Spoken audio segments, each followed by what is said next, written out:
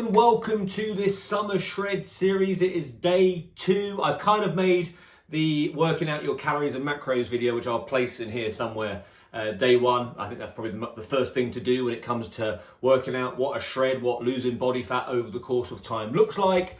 But I've labelled this video, what's the number one thing that I would do away from that? If I'm day 1 and I'm thinking about starting the process of changing my life, and I'm really keen to get that across to people. It's not how quickly can I get results and then completely sack it all off and it all goes wrong. It's not, 6 weeks to abs and that's it. I'm not promising anything like that. I'm promising fat loss will occur if you do these processes, but what I want people to look into is a bit deeper from their past self. So what do I mean by that? I want to look at our past self and see what we can learn to progress further, because we're all very, very different. I'm not really a believer of I get knocked down and I get up again, this motivational stuff you see, these motivational coaches who have listened to Chumbawamba a bit too much.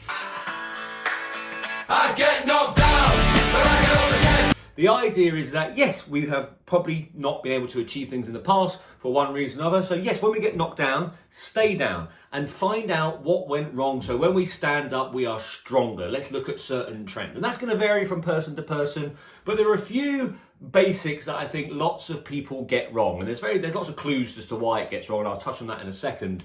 But the first thing that I would look into on my day-to-day when it comes to creating patterns, to creating habits is, what does my sleep cycle look like? And I know that's not groundbreaking, but let me tell you now, it could be one of the most groundbreaking reasons why you haven't been able to adhere to fat loss over the course of time.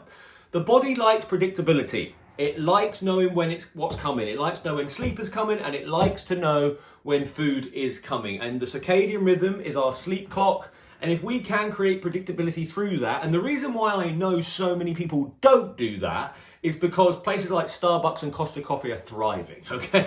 The energy market, Monster, Red Bull, caffeine, like I say, black coffee, all these sort of things here are thriving at the moment. And it's because there's lots of people walking around very tired all the time. And you know what's not very good for long-term fat loss sustainability when dieting is feeling de-energized. So the first thing people could do is look at their sleep pattern. And I don't mean just sort of getting 7 hours, this idea that, yes, I think 7 to 9 hours is optimal. But, are we waking up at the same time? Are we going to bed at the same time?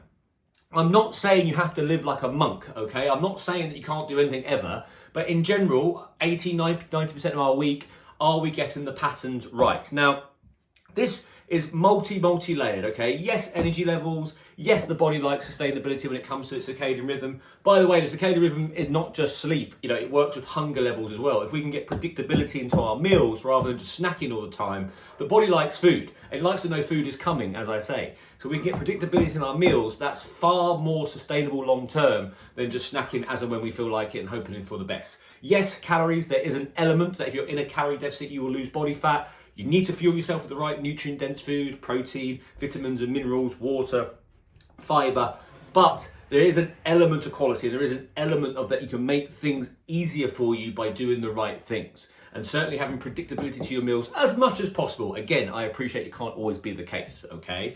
But going forwards from there, it's not just energy levels, it's how it tidies up your day. What do I mean by that? Well, most people are vulnerable to overconsumption of binge eating food and snacks and things like that late at night. It's not the only time of the day. It's after work is a classic time as well. Driving the car is a classic time.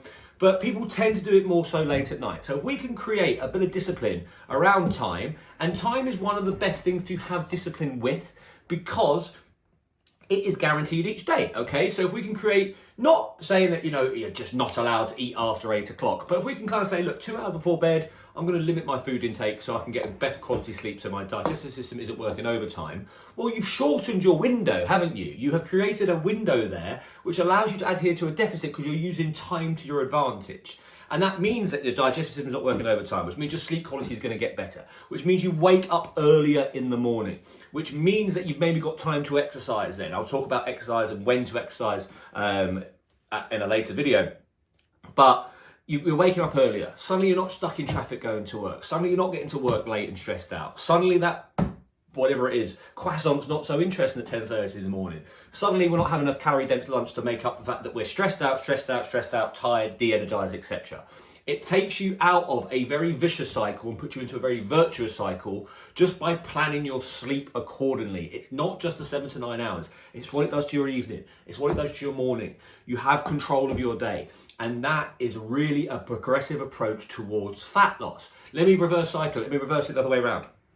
You go to bed late because you had a bad day, so you just want to eat food and watch TV. I've been there, okay? And as time goes along, you stay up later, so you only get sort of 6 hours, 5-6 hours. You sleep for your alarm. You therefore wake up a bit annoyed. You don't prioritize a decent breakfast. You don't exercise. You don't move. You get straight into the car, so you don't get any daylight. You go into the car. You are stuck in traffic, you're frustrated with all the world around you. Why me? Why me? You get to work, what's going to make myself feel better? Well, I can't have alcohol, so I will have some calorie-dense food.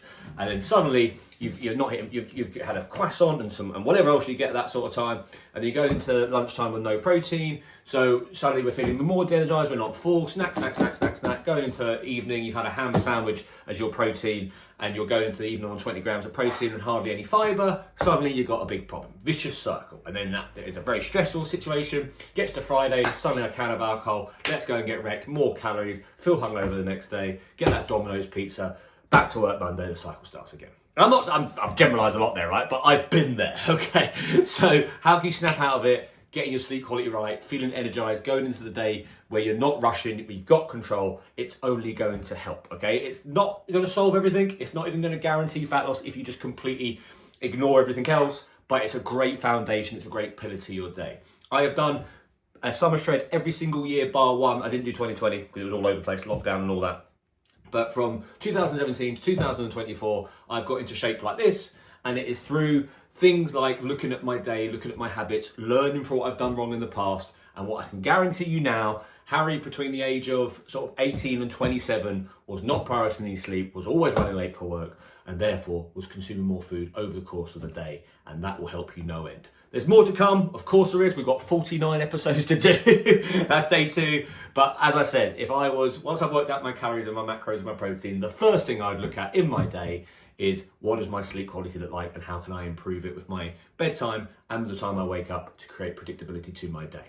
I hope you enjoyed that. All the very best for me. I look forward to catching up with you very, very soon. Goodbye.